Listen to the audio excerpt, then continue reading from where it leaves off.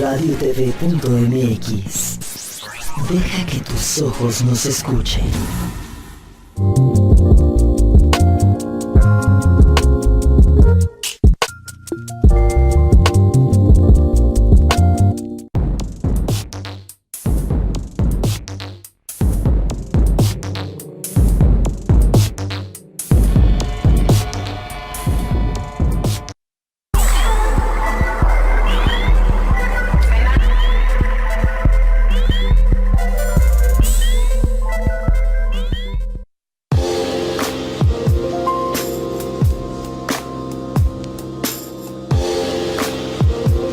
radiotv.mx presenta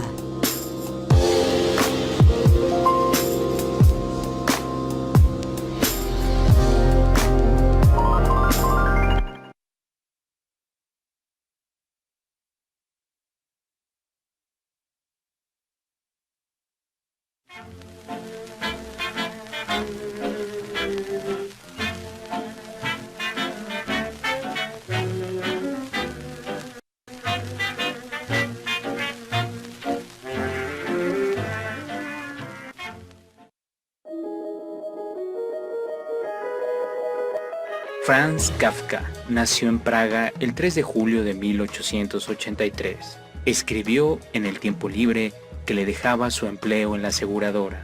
En vida, vio pocos textos publicados. El resto de la obra se imprimió después de muerto, a pesar de que Kafka pidió que fuera destruida. La tuberculosis de laringe acabó con él a los 40 años, mientras preparaba la historia del artista del hambre, a la par que sufría terribles dolores de garganta que le impedían alimentarse. Bienvenidos a Labios de Tinta. Muy buenas noches, queridos amigos, bienvenidos a Labios de Tinta. Ya saben, este programa se transmite los martes a las 8 de la noche aquí por radiotv.mx. Mi querida Pita, ¿cómo estás? Hola Rafa, ¿cómo te va? Pues bien, aquí muy contenta con el día dedicado al padre, porque vamos a comentar la lectura que hicimos de Carta al Padre de Franz Kafka, y es uno de mis autores favoritos, así es que qué bueno, me da mucho gusto. ¿Por qué te gusta tanto Kafka?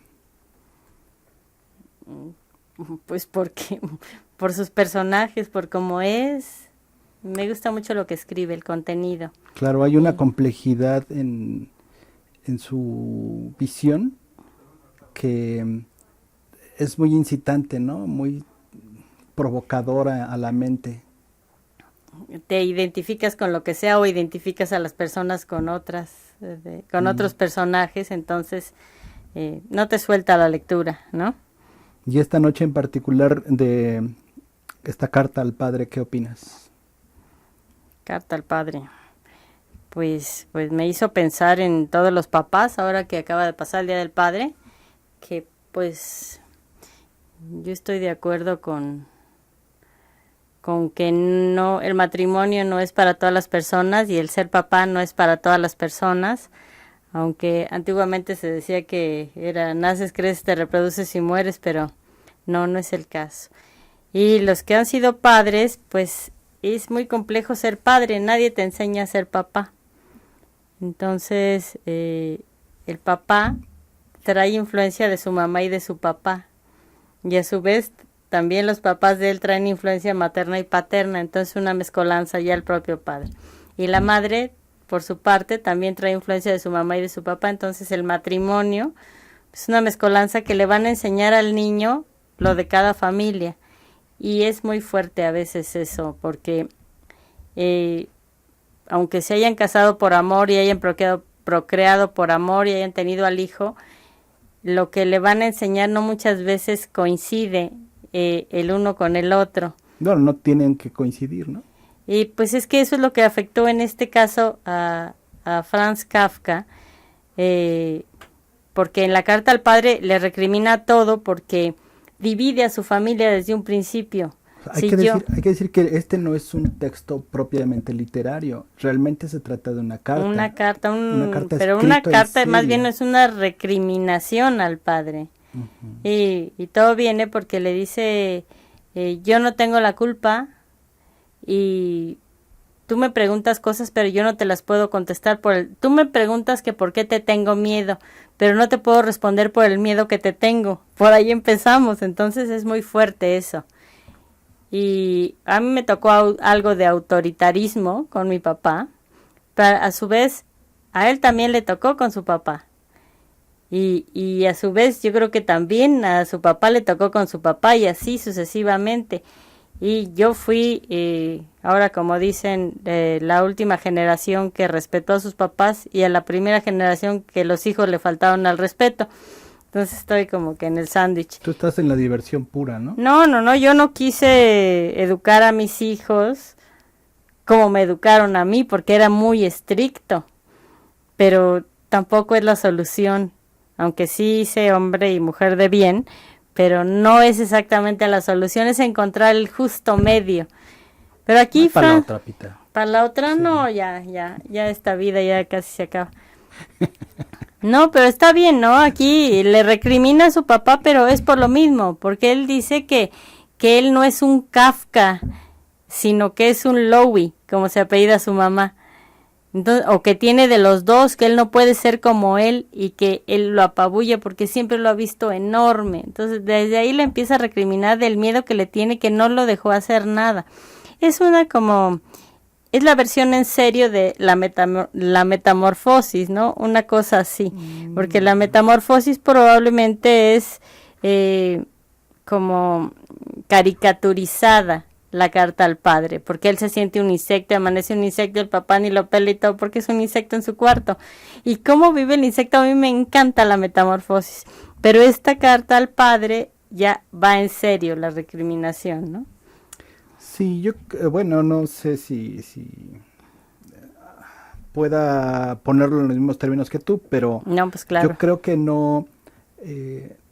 Bueno, uno, es que la carta no es solamente una recriminación, es una exploración de él mismo. La gran oportunidad que tiene este autor, Kafka, es que él mismo puede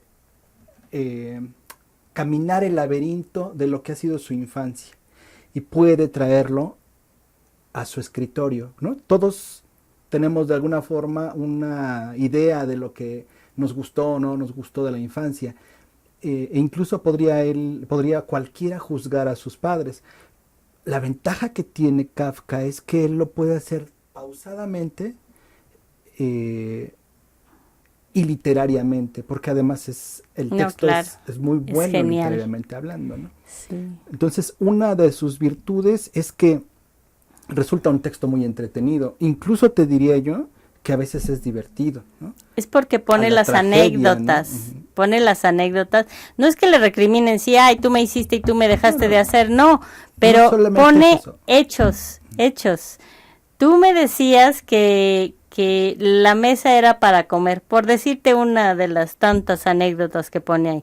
Tú me dijiste, papá, que la mesa era para comer, y tú Solo era para comer. solo era para comer y que teníamos que comer todo lo que nos sirvieran y que comiéramos muy rápido porque de eso se trataba la cosa. Y si tú comías de lo más lento, o sea, con tu ejemplo no nos dijiste lo mismo, tus palabras no eran acorde No al tu recuerdo si pensamiento. lento, pero sí le reclama algo que es repugnante. Por ejemplo, Que él se dice, saca los mocos en la cocina y se limpia las orejas y se corta las uñas en la mesa. en la mesa. Ajá. O sea, es asqueroso eso.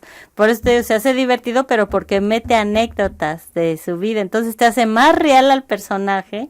Bueno, eso es dramático. A mí eso sí no me da risa, pero hay otras que sí me dan risa. No, pero es divertido ver eso.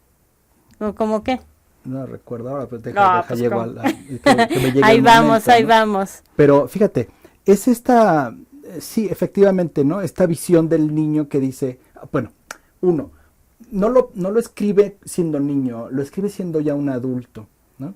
Entonces eso le da una distancia enorme para valorar las cosas, así como las haría un joven, ¿no? Tú seguramente has visto eso que dice que a los no sé cuántos años mi papá era un dios, a los cuantos no sé Sí, cuántos era un claro, no, superdios, sí, no sé ya cuántos. el día cuando es adulto, ya, qué razón tenía ya cuando Sí, va a la pero tumba, sí. en medio dice, ay, Claro. este viejo está loco. Sí, se lo ha he pasado visto, de cómo moda, no, sé qué, sí. ¿no? Bueno, Kafka, se da tiempo para hacer un repaso de su infancia, ¿no? Viendo a este hombre, poniéndolo como un superhombre, ¿no? Con todas las reglas que él imponía para sus hijos, y el Kafka niño, que no se podía percatar de estas cosas, de estas reglas justas o injustas, es retratado por el Kafka escritor, y dice, entonces tú eras injusto porque nos decías que en la mesa no se podía hacer otra cosa más que comer, sin embargo no predicabas con el ejemplo, y ese es quizás uno de sus puntos centrales, ¿no? A partir de esta idea de que el papá no es capaz de mostrarles en su forma habitual de hacer las cosas, no es capaz de mostrarles el ejemplo en cómo se debe formar un hombre, ¿no? O una mujer. Y entonces enlista una serie de errores graves tal vez. Habría que ver la propia visión del hombre. Te digo, aquí la ventaja es que Kafka es un escritor. Habría que ver qué pensaba el papá de sí mismo, ¿no? No, pero además el hijo, o Kafka, o el escritor, está consciente de que es una relación pues dependiente. O sea, los dos están conscientes de que son dependientes el uno del otro. Y haciendo lo que hacen, el papá mandando y él obedeciendo, son felices. Y siguen haciéndolo toda la vida. Y no se pueden separar. ¿Cómo encuentras? Porque no se pueden separar. Porque no se pueden separar. Dice, aunque yo hubiera querido, no hubiera podido. Porque a mí me gustaba obedecerte. Y a mí me gustaba hacer lo que tú decías que había que hacer. Aunque después me di cuenta de que no predicabas con el ejemplo. Pero a mí me gusta seguir así. Y por eso me tuve que separar. Que a mí qué más me hubiera dado ser como mi hermana la chica, que yo veía que era una o sea, que no te hacía caso, que ella sí era Louie de hueso colorado, que no era nada Kafka, y que se casó y se fue. Yo dije, esta niña, y a ti Pero esa no es la que se casó. Sí, la chiquita Eli. Eli, sí, no, la Oti esa es la pobre. No, la Eli, la chiquita. A ver, Kafka tiene 3 hermanas. Sí, 2 hermanos que tuvo, que uno se murió a los 15 años y otro a los 6 meses. Entonces él es el mayor de 6. Tiene 3 hermanas vivas, pues, de las que nos habla en el libro. Sí. La mayor, que es la predilecta y que se ajusta a todo lo que el papá quiere. Uh-huh. Una más, que no sé si sea Otl o cómo se llame. No. Otilia. Uh-huh. Ella que tiene sueños, ¿no? Ella tiene sueños de vivir en el campo, de aventuras, de estar lejos de la familia. Y finalmente Eli, que es una chica que es muy gordita cuando es pequeña, y que el padre, desde el punto de vista de Kafka, le carga la mano constantemente, ¿no? Con mofas y con burlas. Sí, burlas. De cómo se sienta a la mesa a 2 metros del plato y cosas por el estilo. O sea, es un grosero, ¿no? Es un pelangoche. Pero él te digo que él está conforme porque él le gusta obedecer. Nunca dice, yo me quiero largar de aquí ni nada. Dice, no he podido porque me pesas demasiado. O sea, Yo no creo que él esté contento, sino para qué escribe todo esto, ¿no? Bueno, no está contento, pero está en esa relación, no puede dejar la relación. Quizás eso sea. Es dependiente, pero también no quiere dejarla, porque él pudo haberla dejado. Lo único que hace es separarse e irse a vivir a un cuarto, o irse a vivir a otro lado, pero ahí cerca, porque quiere seguir ahí, viendo a su papá y viendo a ver lo que le dice. Para él es muy importante. ¿Se separa de la familia? Sí, se va a vivir a un cuarto, se va a vivir a no sé qué cuarto renta o dónde. Cuando ya deja la fábrica donde trabaja su papá, cuando se mete a estudiar. Es una tienda. Bueno, la tienda, donde sí, que cargan y bueno, descargan la mercancía y la venden y acomodan y todo, y están como hormigas ahí. Y, no sé. Pero sí, él está consciente. Bueno, digamos entonces, esta es una carta de un hijo que cree que es necesario aclarar algunos puntos ya en una edad adulta, Es un Kafka que creo que ha fallado ya en 2 intentos de matrimonio. Uno de ellos, por lo menos, es el que se echa para atrás, ¿no? Es un Kafka adulto, es un Kafka escritor, es un Kafka que se convirtió en abogado, es un Kafka que ha tratado de alejarse de la familia, de no quedarse a trabajar en la tienda, como dice él, que naturalmente pudo haber sido, ¿no? Que se pudo haber entusiasmado por las actividades del papá, pero que todo lo que le ha hecho vivir le ha demostrado que no pueden estar juntos en el mismo espacio, ¿no? Parece ser que él lo dice y lo aclara muy bien, que hay una constante, un socavamiento de su personalidad, ¿no? Un pisotearlo constantemente, decirle que todo lo que él va a empezar no lo va a terminar correctamente. Es que eso es en todo, o sea, si le dice, mira qué lindo dibujo, es una porquería, que no puedes hacer las cosas mejores. Ay, mira, es que voy a estudiar, ¿y para qué vas a estudiar eso? ¿Que eres tan mediocre? ¿No puedes estudiar otra cosa? Oye, fíjate que conocí a un amigo. ¿Qué amigo? Si tú no puedes tener amigos porque eres un idiota. O sea, todo el día, todo lo que hace es malo. Sin embargo, él sigue ahí. Dice, pero en eso consistía precisamente tu educación. A mi modo de ver, no te falta ni mucho menos talento educativo. Sin duda tus métodos le habrían sido de provecho a una persona cortada por el mismo patrón que tú. Esa persona habría sabido valorar lo acertado de tus afirmaciones y sin preocuparse de nada más se habría limitado a actuar según esa norma.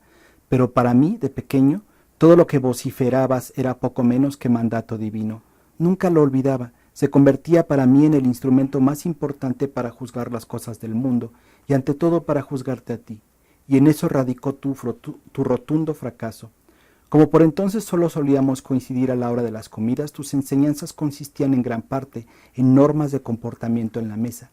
Había que vaciar el plato y no se podía opinar sobre la comida, a pesar de que a ti muchas veces te parecía incomible. La llamabas el rancho, esa burra, la cocinera, la echaba a perder. Como correspondía a tu buen apetito y a tus preferencias, te lo comías todo deprisa, caliente y a grandes bocados, así que el niño tenía que apresurarse y en la mesa reinaba un silencio sombrío, interrumpido solo por amonestaciones. Come primero y habla después. O venga, venga, venga.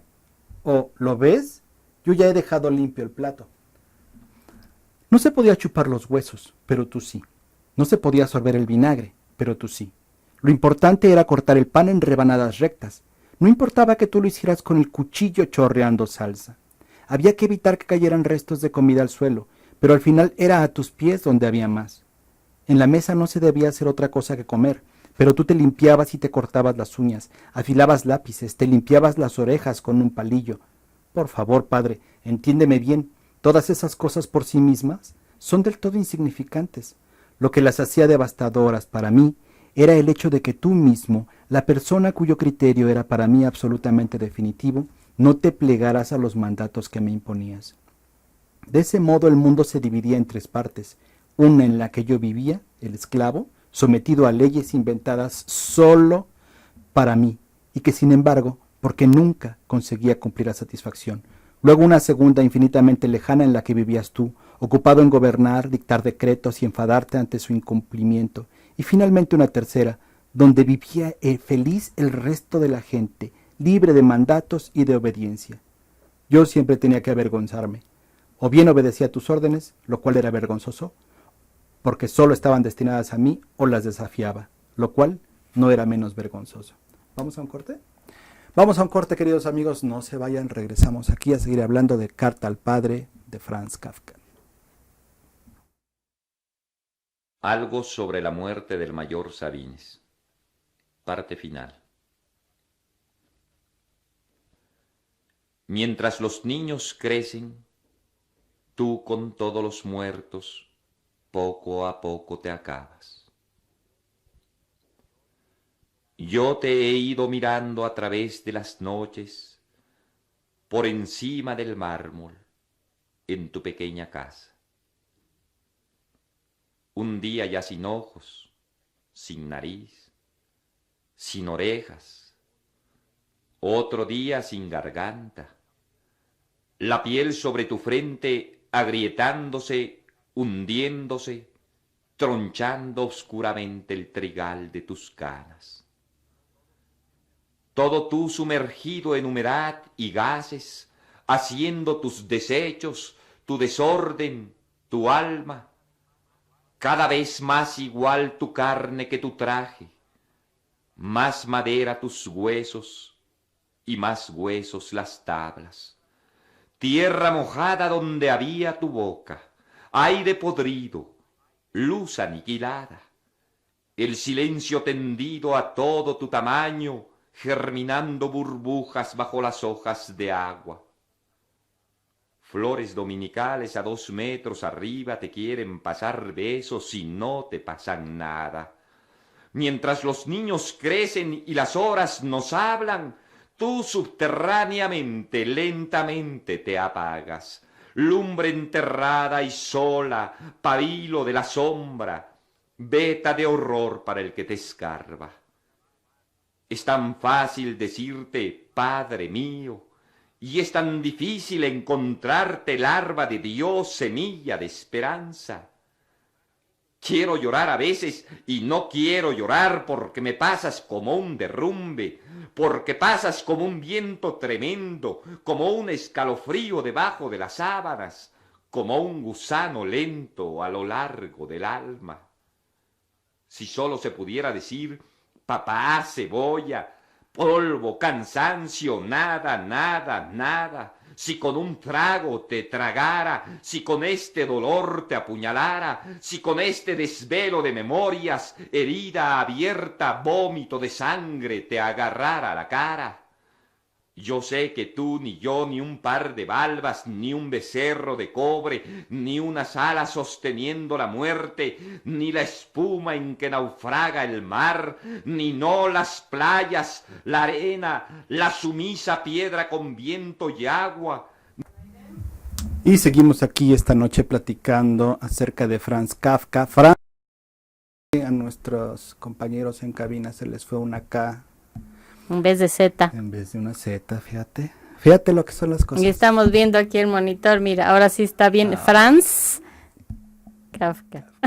Y estábamos escuchando a Jaime Sabines y la muerte, algo sobre la muerte del mayor Sabines, ¿no? Qué diferente punto de vista, ¿no? Mientras que el otro hace una oda amorosa al padre, en este muchacho Kafka, y una revisión pues también de algo en lo que yo creo que él se convierte y que no le satisface. Pero es un retrato del papá, no es tanto que lo recrimine, porque como la vez pasada estábamos hablando con Marilena Sarmiento, pues por eso soy como soy, tiene un libro que se llama así más o menos, ¿no? Entonces, él tiene que sacar cómo es su padre para saber cómo es él, o sea, es la herencia, ¿no? Y muchas veces atendiendo eso, yo que doy el taller de autobiografía, muchas veces cuando hablan de los padres dicen, pues con razón, porque a veces no se da uno cuenta. ¿Con razón qué? Soy como soy, porque lo heredé de allí, ¿no? Si tú conoces a tu papá, te vas a conocer mejor tú. Y el retrato que hace de su padre en esta carta al padre es perfecto. Sabemos perfectamente quién es el papá, cómo era de autoritario, cómo era que no predicaba con el ejemplo, ¿no? Y sabía que no era... Por ejemplo, ¿tú crees que esto influencia, es una forma de formar también al escritor? Sin este padre, Franz Kafka habría sido lo que es. Bueno, él traía yo lo de escribir desde de siempre, ¿no? Empezó a escribir, pero lo que pasa es que con la inseguridad que tenía, a lo mejor eso fue lo que no publicó y no hizo todo porque su papá no se lo permitió inconscientemente. Es ahí donde voy. Porque él traía el gusanito de escribir desde siempre. Entonces sus primeros escritos los hizo a los 14 años y los tiró a la basura. y después volvió a hacer otro intento y así todo lo guardó. Hasta Pero mucho este tiempo mundo después, introspectivo, esta forma de vida que tiene, ¿no es esa la que construye la personalidad del escritor? claro, O sea, si él hubiera sido un hombre feliz, un niño feliz, quiero decir, un adolescente feliz, ¿tendríamos a Kafka? sí, yo creo que sí. Por supuesto que no. No, yo digo señorita. que sí, pero no escribiría de esto, escribiría de otra cosa. No sería Kafka. Bueno, ningún escritor es feliz, ¿no? No lo sé, tú dinos. ¿Eh? No sé, tú dinos. No, no sé, o sea, pues que no, fíjate- es que tienes fíjate- que tener tus altibajos, si no, no puedes escribir. Claro, ¿de dónde sacarías el material que te va a construir? Sí, de una mariposita y una florista en la primavera, pues no, obvio no. Pero hay personas que sí, pero de todos modos, ya ves esas mujeres que escriben el amor, el desamor, depende del tema que toques. Sí, sí, pero ellos no trascendían, no van a trascender. O sea, estoy pensando en este Kafka que estamos leyendo después de 100 años. Pero además él ni siquiera publicó, bueno, ni siquiera le entregó esta carta a su padre, es lo más gacho, ¿no?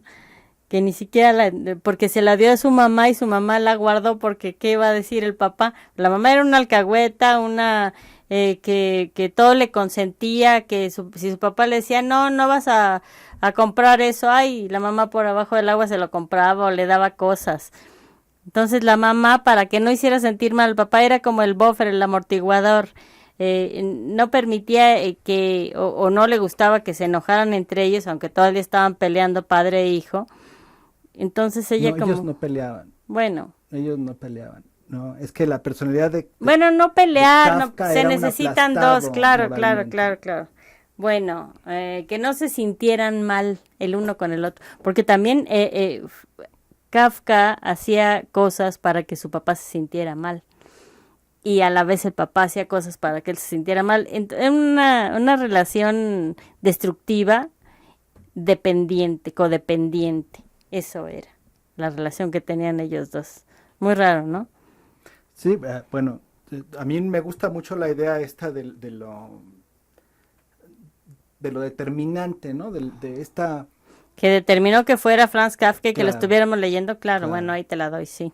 Eso me gusta mucho, porque él podrá quejarse 1000 veces, pero sin él, sin toda esta carga de odio que le despierta a su propio hijo, o de animadversión, porque él dice que no, Ujú. que no, al final que no lo odia ni nada. Eh, esta animadversión o este cúmulo de golpes bajos recibidos en tu infancia y en tu adolescencia, finalmente determinan que él sea un ser introspectivo, un ser que mejor se encierra en su cuarto, se pone a leer, un ser que finalmente empieza a explorar lo que siente con una imaginación desbordada, que lo convierte en un ser pusilánime para la vida social, Que no opina, sí. pero que es capaz de construir un universo como ocurre con la metamorfosis que citabas hace un momento, Claro. o el proceso, Ah, el ¿no? proceso, genial. La muralla, bueno.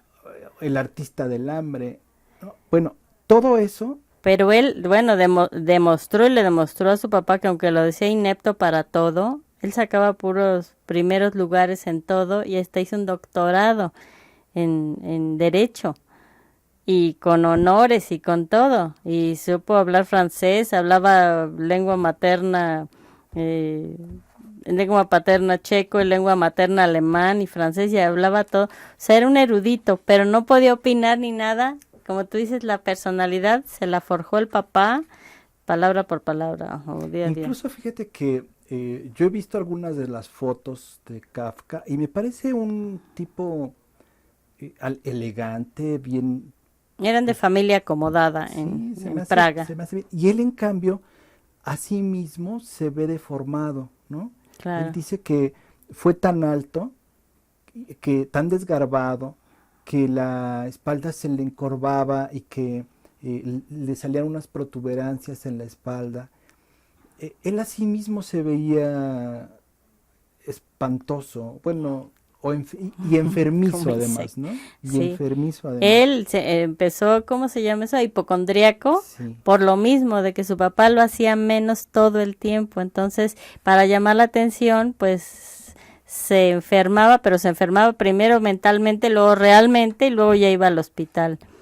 Sí. Sin embargo, fíjate, dice, por suerte también había excepciones a esa regla, especialmente cuando sufrías en silencio y el amor y la bondad derrotaban y envolvían con su fuerza y su inmediatez todo lo que se les oponía. Aunque no sucedía muy a menudo, era maravilloso. Por ejemplo, cuando hace tiempo, en los veranos calurosos, te veía en la tienda, cansado, dormir una pequeña siesta después de comer, con el codo apoyado en el pupitre, o cuando venías los domingos acalorado a reunirte con nosotros en la casa de campo, o la vez que estando mamá muy enferma, te vi agarrarte a la librería, tembloroso por el llanto, o cuando durante mi última enfermedad viniste a verme a la habitación de Otla, pero te quedaste callado en la puerta, estiraste el cuello para verme en la cama, y por consideración te limitaste a saludarme con la mano. En esos momentos uno se tumbaba a llorar de alegría, como yo vuelvo a llorar ahora cuando escribo esto. Creo que, aunque a lo largo de todo el libro hay una fuerte amor. carga de enojo, también hay un gran amor. Amor-odio, claro. Pero el papá es así, es un tipo limitado, ¿no? Al final, es un tipo limitado y que nunca fue capaz de darse cuenta de sus propios errores. Tú hablabas hace un rato de que uno no es enseñado, no es educado para tener hijos, ¿no? Uh-huh. Pero también hay una intuición. O sea, cualquier padre, independientemente de lo que haya vivido, bueno o malo, cualquier padre tiene una intuición y un razonamiento que aplica a la hora de criar a sus propios hijos, ¿no? Es decir, más allá de lo que pudieron haberle dado en su casa, ¿no? ¿Y qué pasa entonces cuando un padre se empeña en ser constantemente de esta forma, ¿no? Un riguroso, pero que no se las aplica a sí mismo, que espera tanto de sus hijos que al final todos son algo diferente, algo lejano de lo que él quería de ellos, ¿no? En las hijas, pues él encuentra que su hija, la más grande, es magnífica porque se casa con un tipo, tienen dos hijos y ahora tienen nietecitos que el mismo abuelo ahora quiere deformar, ¿no? Con esta misma lo bueno es mecánica. Que los ve poco, dice Sí, Kafka. Qué bueno, es porque lo bueno. dicen que los ve como cualquier abuelo, ¿no? Pero no es el abuelo amoroso y pródigo en cariño, Sino que los sino quiere que educar. sigue siendo pelado y groserón, ¿no? Uh-huh. Pero él es así. ¿Y qué pasa con un hijo? O sea, el hijo se deja avasallar, ¿no? En este caso, Kafka es un hijo avasallado, es un hijo dominado por pues por el espíritu tan pesado que tiene el papá, ¿no? Porque no es un mal hombre, no, dice que no, con la mamá es un cariñoso, es Lo que pasa es que también buen proveedor. lo que trae el papá de sus propios padres es lo que lo hizo ser como es. Entonces dice que el papá era carnicero, tablajero, no sé cómo se llama, y trabajaba muy duro. No era de la clase, era de clase un poco más baja que la de su esposa. Y lo educaron a golpes a él también, a que fuera recto, que obedeciera y todo. Entonces él quiso aplicar la misma con sus hijos. Pero Franz Kafka dice que le echaron la culpa de la muerte de los dos hijos anteriores y él ¿por qué? O sea, pobre, ¿no? Mira, dice justo hablando un poco de lo anterior. Pero en cierto modo no había ningún motivo para bromear. Lo que tú habías tenido que ganarte con el sudor de tu frente, nosotros en efecto lo recibíamos de tu mano. Pero la lucha por la supervivencia en el mundo a la que tú te viste abocado desde el primer momento y a la que nosotros por supuesto tampoco podemos hurtarnos, hemos tenido que empezar a librarla más tarde, ya adultos, con recursos todavía infantiles. No quiero decir por ello que estemos en una situación más adversa que la que tú viviste.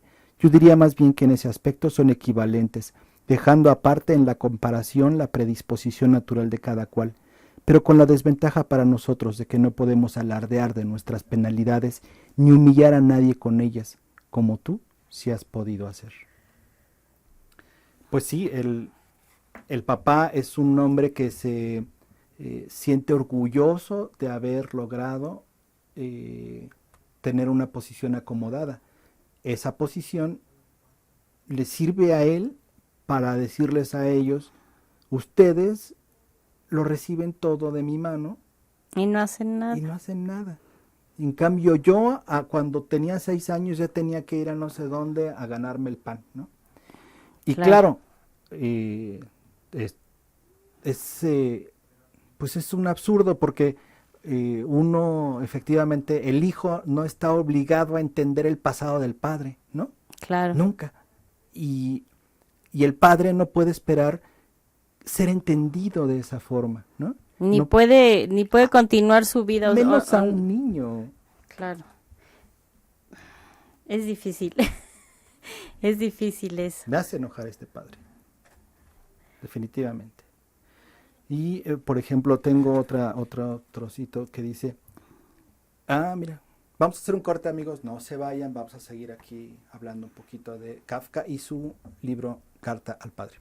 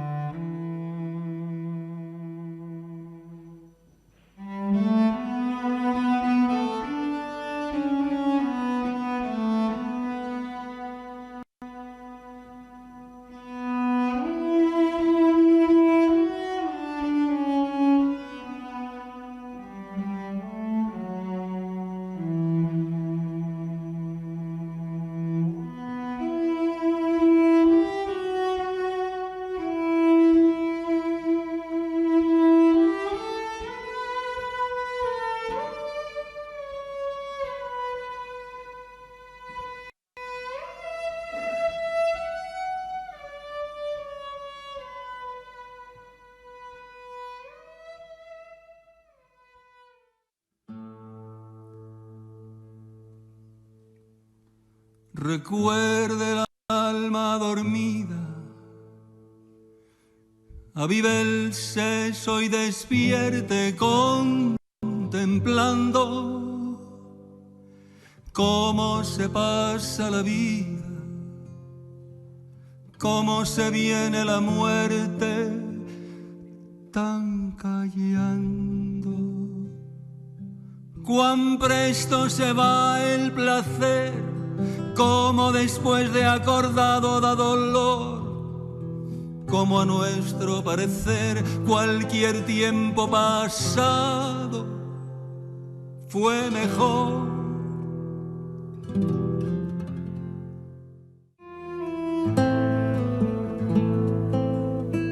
Los placeres y dulzores de esta vida trabajada que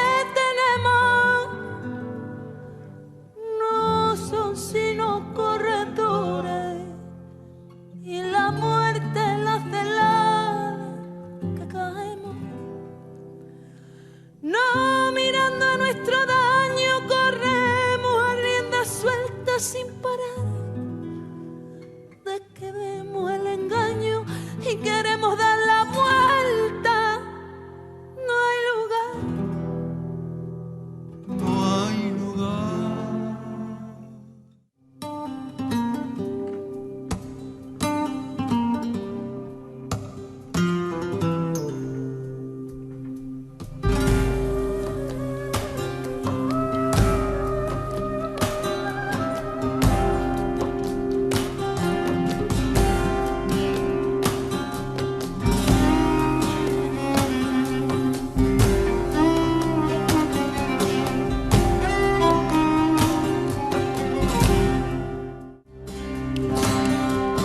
Que se hicieron las damas, sus bocados, sus vestidos, sus olores.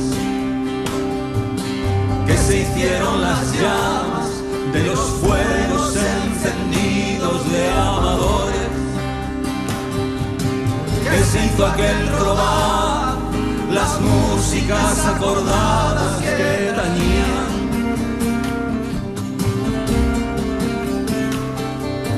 Que se hizo aquel danzar, aquellas ropas chapadas que traían, que fueron sino pesares al Y los dejar. otros dos hermanos, maestres tan prosperados como reyes, que a los grandes y medianos trajeron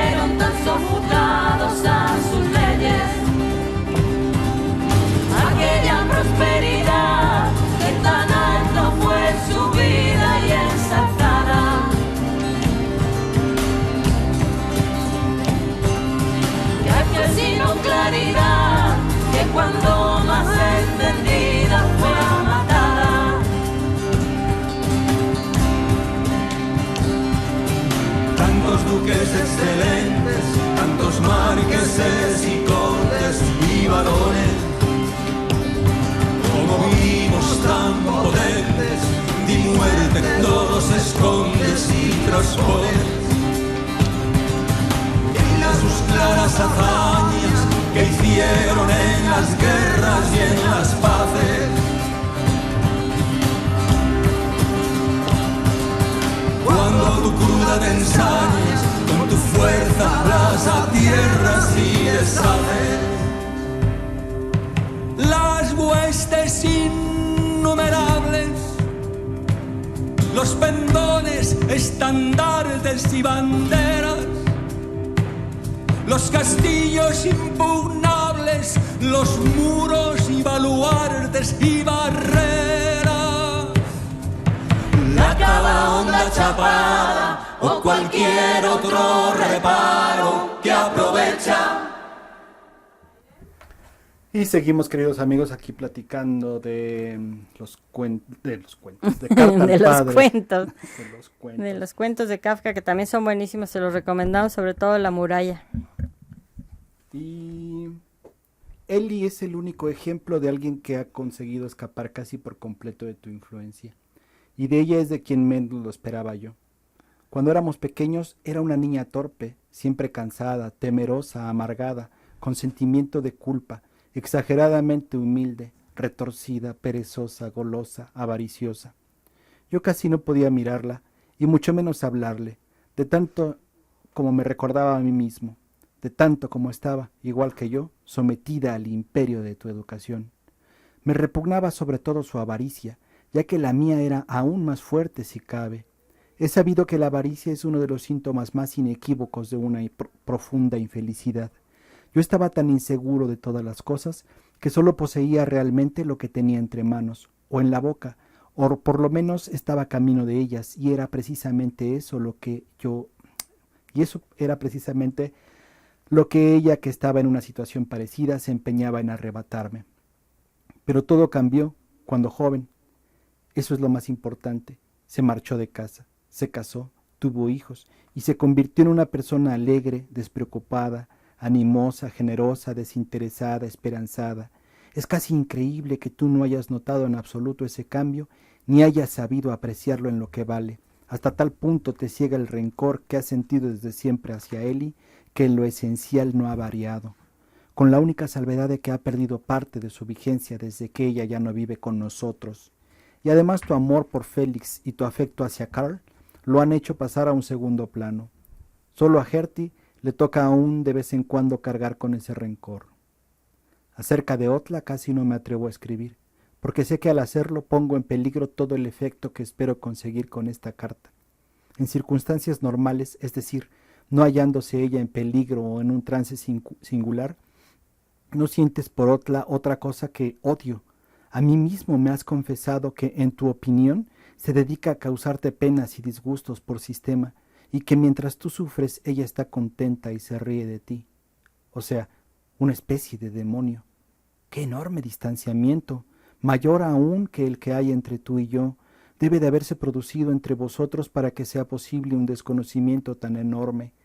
Otla está tan lejos de ti que ya casi no la ves, y pones un fantasma en el lugar donde supones que se encuentra. Admito que con ella has tenido grandes dificultades. No acabo de entender los entresijos del asunto, que es muy complicado, pero en cualquier caso, te hallabas ante una especie de Lowy equipada con las mejores armas de los Kafka. Lo que hubo entre tú y yo no fue una verdadera lucha. Yo sucumbí pronto. Solo me quedó la huida, la amargura, la tristeza, la lucha interior. Vosotros dos, en cambio, siempre estabais en pie de guerra, siempre frescos, siempre con todas vuestras fuerzas. Un espectáculo tan grandioso como desolador. Al principio debiste de estar muy cercanos el uno al otro, pero pues de los 4 hermanos, Otla es aún hoy la representación más pura de la unión entre tú y mamá y las fuerzas que convergieron en ella. No sé qué es lo que los ha privado de los gozos, de la armonía entre padre e hija, pero me inclino a pensar que las cosas sucedieron más o menos como en mi caso. Por tu lado, la tiranía de tu manera de ser; por el suyo, el empecinamiento de los Lowy, su sensibilidad, su sentido de la justicia, su inquietud, y todo eso respaldado por la conciencia de la fuerza de los Kafka. Un poco lo que tú también comentabas al principio, ¿no? Esta suerte de herencia que dice que obliga, ¿no? En la sangre el ser un Kafka, el ser un Lowy, esta vena que te obliga a ser de una forma, ¿no? Que es un rasgo característico de, o podría llegar a Sí, ser el un mal rasgo genio, característico, pues sí. sí, yo lo heredo de la parte paterna y ¿Y quién lo hereda de tu parte? nadie, mis hijos no. Bueno, Marja, sí. Ella también tiene paterna. No, sí, Cubo, ella le dice, ay, yo me parezco a mi abuela. No, le dice Cubo a tu abuelo, porque es así como que va directo. Mi papá, yo y ella. No, mira. Y mi hijo tiene tan buen carácter, él no se enoja.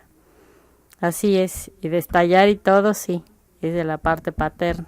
Y así entonces, la familia de Kafka también, él piensa o él alcanza a distinguir esta suerte de herencia ¿Tú no? maldita que existe. Pues no sé, yo no los conocí. En tu familia. No, mi familia, quién sabe, Pita. De tú a saber. No, pero digo, ¿sabes qué es lo que heredaste de tu papá y qué es lo que heredaste de tu No, mamá? ellos ¿no? heredaron de mí. No, pobres. Lo que yo tenía algo más de fundamento era tu inquina hacia mi dedicación a escribir y todo lo relacionado con ella, por más que te fuera desconocido. En este terreno sí que me había separado un poco de ti por mis propios medios, aunque por así decirlo, como el gusano que, aplastada por un pie, su mitad trasera se desgaja de ella y se aparta del camino. Me sentía hasta cierto punto seguro, podía respirar. Por una vez tu aversión, en este caso, como no podía ser menos, te produjo de inmediato mi dedicación a escribir. Me complacía. Herías mi vanidad y mi ambición con tu manera de dar la bienvenida a mis libros, que llegó a ser proverbial. Déjalo en la mesita de noche. Y es que normalmente cuando llegaba un libro, estabas jugando a cartas. Pero en el fondo aquel recibimiento me satisfacía, no solo por el sentimiento de rebelde malignidad que me provocaba, no solo porque confirmaba una vez más la idea que yo tenía de nuestra relación, sino por algo mucho más simple y primitivo, porque aquella fórmula me sonaba algo así como «Ya eres libre». Por supuesto, me engañaba, no era libre, o en el mejor de los casos imaginables, no lo era todavía. Mis escritos trataban sobre ti. Lo único que hacía en ellos era llorar lo que no podía llorar en tu pecho.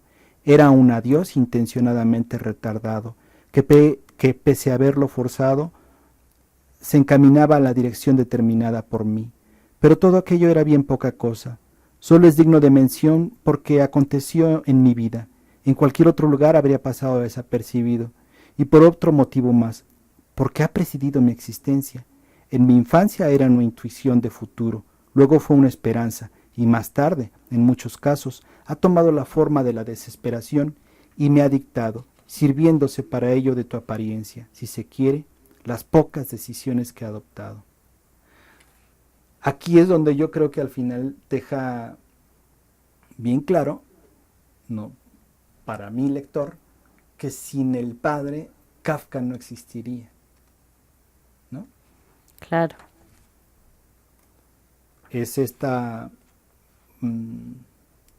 aplastamiento, este allanamiento de su personalidad lo que le permite forjar al escritor.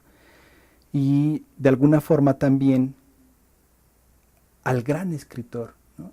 al escritor que se va a consagrar con textos que de otra forma no habría explorado, ¿no? No es que lo que escribió lo sacó de ahí precisamente.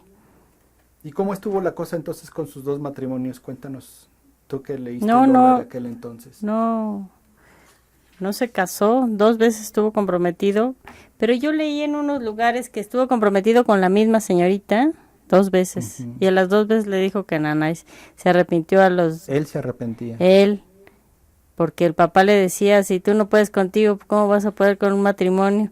O primero le dijo, ay papá, quiero que vayan a Alemania, Y fueron a pedir la mano a la mano de novia. ella a Alemania, y ahí fueron a pedir la mano y todo. Pero antes de pedir la mano, en la carta al padre le dice, y fíjate que ya me voy a casar, papá. Ay, por Dios, le dice el papá, Nomás te enseñan una blusa escotada y luego te quieres casar. Mire, yo te voy a llevar, le dice así como entre líneas, te voy a llevar a donde hay esas señoritas para que no tengas que casarte. Atarantado. Sí, imagínate nomás, qué barbaridad. Pero así se usaba hasta cuando yo era chica, que llevaban los papás al escuincle a iniciación. Imagínate nomás, qué horror. Pero eso sí le resulta muy duro a Kafka, ¿no? Claro, porque él dice, si ni la conoces, ¿cómo estás diciendo eso? Ya no es de esas. Ay, por Dios, todas son iguales. Entonces, el papá siempre prejuzgaba todo. Y o sea, ya fuera menospreciaba. menospreciado los libros, el escrito, la comida, la vestimenta, todo lo que iba a hacer, pues tonto él también que decía, pero te digo que era una relación así, como que yo te voy a decir a ti para que tú me aplastes. ¿Para qué le decía? Pues ya, mira, hice esto, ay, que pues ya, ¿no? Pues ya lo hice, ya. Pero no, él como que le pedía permiso, porque antes así se usaba. Pues ¿Y nació él dependía económicamente del papá? Definitivamente sí, siempre dependió del papá hasta que se puso a trabajar en la tienda esa para ganarse una lana. Por eso el papá le En la recriminaba. tienda, no. Él trabajaba en una agencia de seguros. Pero una después, aseguradora. ¿no? Pero de chico iba a la tienda y veía a su prima que también era muy buena para trabajar ahí y todo, pero él no hacía nada. Le decía al papá, pues si te doy todo, tienes todo, ¿qué es aquí echado en tu cuarto? Yo a tu edad esto y lo otro, y le recrimina, bueno, ¿y tú a mi edad y qué? Pero tú tienes para darme, pues yo déjame vivir así, ¿no? Pero no Yo tengo decía para nada, recibir. no decía nada. Todo le obedecía, qué horror. Pero bueno, ¿Quién sabe cómo andamos de tiempo? ¿Nos puedes dar un tip, niña? ¿ya nos despedimos o qué? Ah, bueno. Dice, voy a intentar explicarme con más exactitud. En mis proyectos matrimoniales confluían con más fuerza que en ningún otro lugar dos principios aparentemente opuestos de mi relación contigo.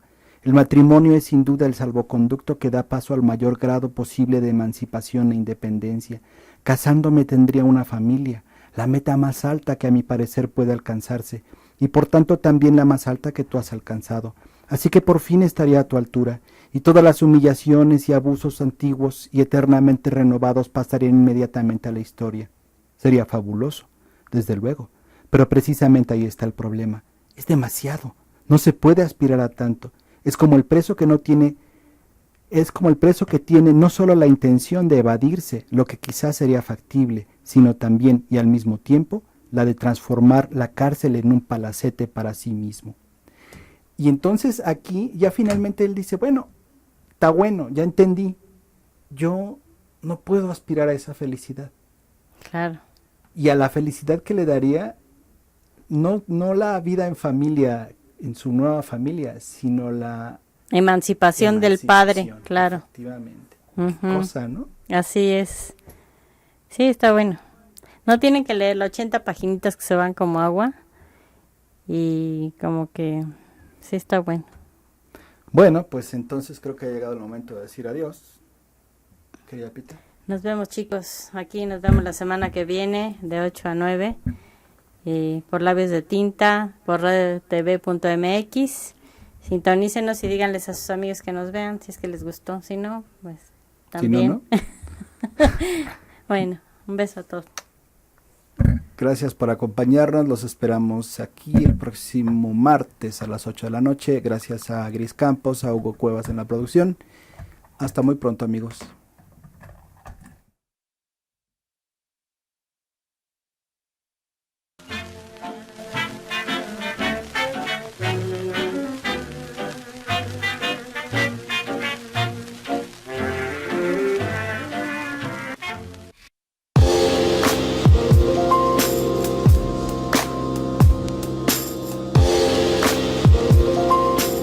Radiotv.mx presentó